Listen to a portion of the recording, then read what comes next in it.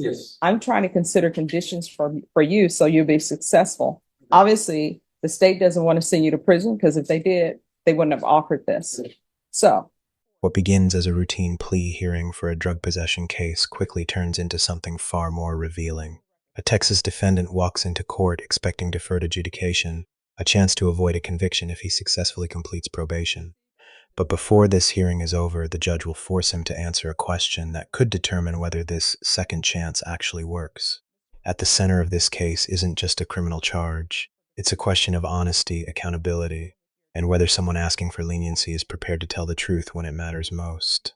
And as the hearing unfolds, one moment of hesitation changes the entire direction of the conversation. But what happened next is where things became far more difficult to ignore. for CR 1902, State of Texas versus Angelo Rosado. Could I have parties announced for the record for the state? Hank Wilkins for the state, Your Honor. Defense? Michael J. Sawyer. Are you Mr. Rosado? Yes, ma'am. Counsel, have you received all the discovery and did you review it with your client? Yes, Your Honor, I have. Court will find that the state is in compliance with discovery.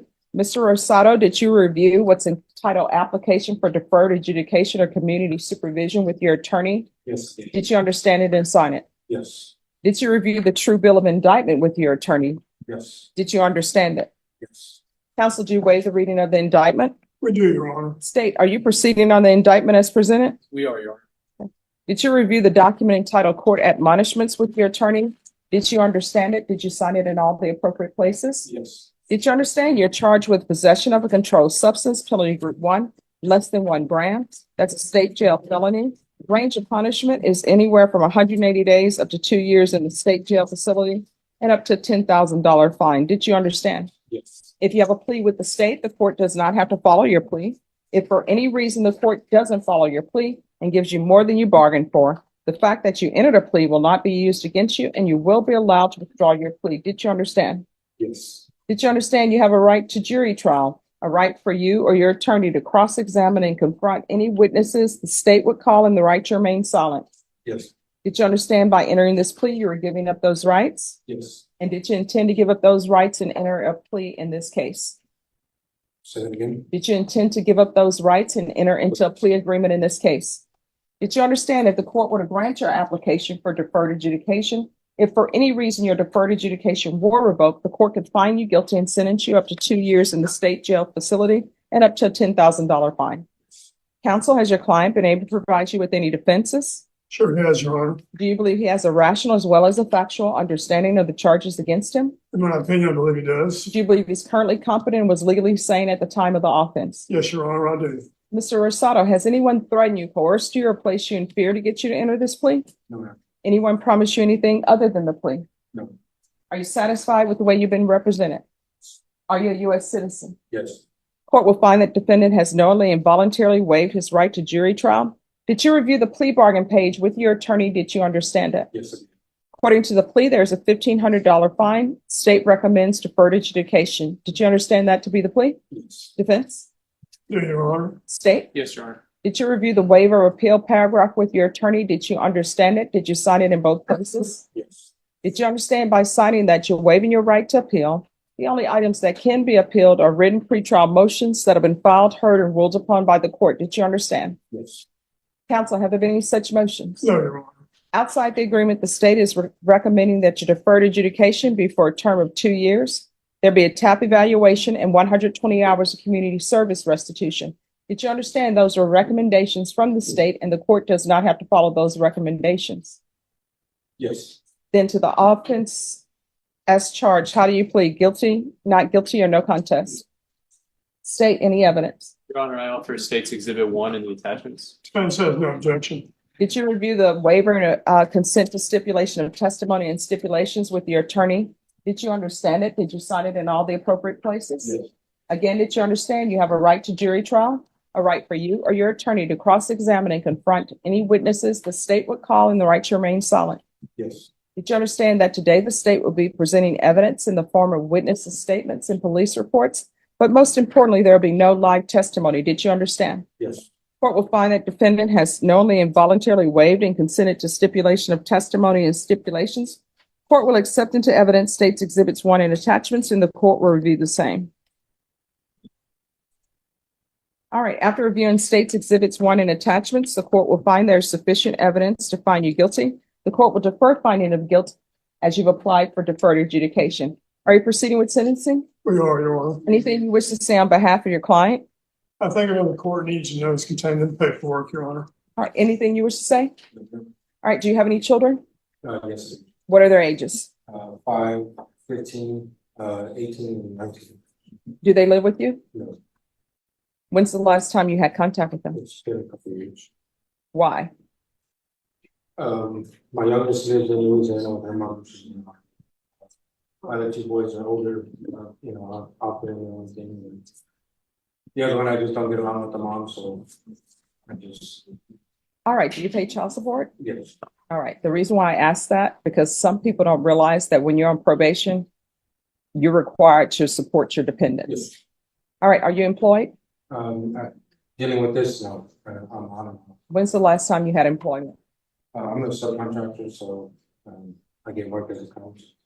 All right, I require that everyone be employed on probation in this court unless they're receiving SSI or there's some reason why they can't work. You understand? Yes. All right, if you're drug tested today, what are the results going to be? That should be okay. Well, why do you say you should be able to pass? Here's the thing.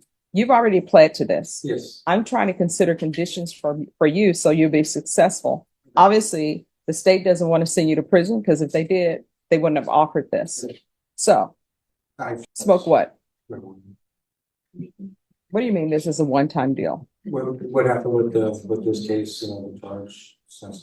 So basically, you're telling me if I send you off in the world without any treatment, you will never test positive for cocaine. All right, because I'm telling you now is the time if you need help with your drug issues, now's the time to do that. Well, no, I mean, either you need it or you don't. At this stage, the judge is no longer trying to determine guilt. That issue has already been resolved by the plea. Instead, she's evaluating risk and deciding what conditions might actually give this defendant a chance to succeed on probation. This is a critical distinction in criminal court. The judge appears less concerned about punishing past drug use than about identifying ongoing behavior that could lead to future violations. By pressing for honest answers, she's testing both credibility and willingness to accept treatment. From a legal perspective, truthful disclosure here can significantly influence the structure of supervision. But the emotional turning point of this hearing was still ahead. Yes, I mean, either you're going to test positive for drugs today other than marijuana or you're not. So if we do a drug test right now, she's available to do a drug test. And I know people see the female probation officer and you think we can't get a drug test done. We just have a male come down and do it. So where are we on your UA?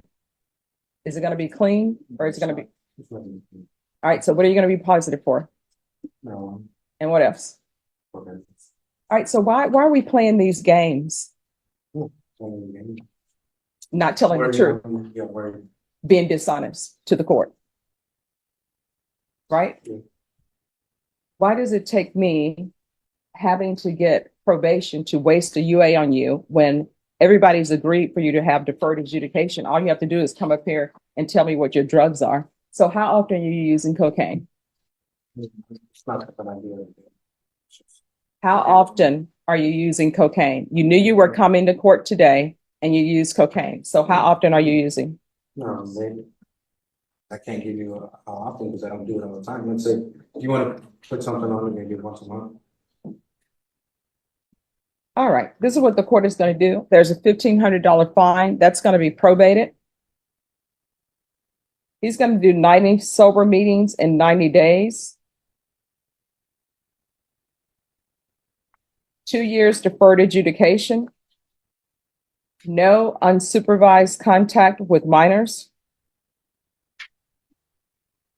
Who do you live with? All right, there's 120 hours community service restitution.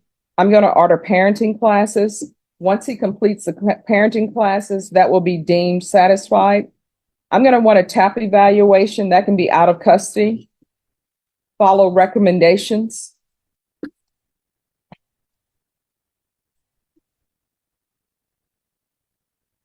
We're going to do the UA hotline until further notice.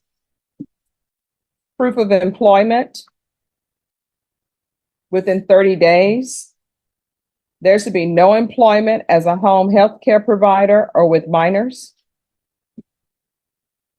Field visits, one time per month for 3 months. And then at probation's discretion. Probation, is there anything else he needs? Thank you. There's to be regular reporting by Zoom or in person. Anything else, probation? Is there anything else you need from the court? Me, no. All right.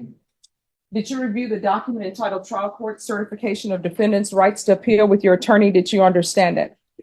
Because this is a plea bargain agreement, because I followed your plea bargain agreement, and because you waive your right to appeal, you do not have the court's permission to appeal. Do you understand? Yes.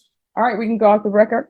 Honesty is the best policy in this court. If you have an issue, let probation know. If you feel as though they're not addressing it, you can always come to the court. You understand? Yes. And guess what? Anytime when you enter a plea, at least in this court, and the state has offered you deferred, it's past time for you to be dishonest. Like, ooh, if I say this, what's going to happen? They've already offered you deferred. There's no excuse or reason to come before me and be dishonest. You understand? All right, good luck to you. Thank you. Judge, thank you. Have a good morning. All right, you too. In the end, the court chose rehabilitation over incarceration. The defendant received 2 years of deferred adjudication, along with treatment requirements, drug monitoring, employment conditions, and other supervision terms designed to reduce the risk of reoffending. This hearing ultimately became about more than a drug possession charge. It became a test of accountability, honesty, and whether someone seeking a second chance is prepared to accept the responsibilities that come with it.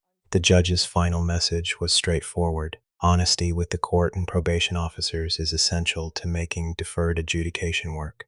If this courtroom moment surprised you, let us know your opinion in the comments below. If you enjoy real courtroom analysis and legal breakdowns, don't forget to like this video, subscribe, and turn on notifications for more.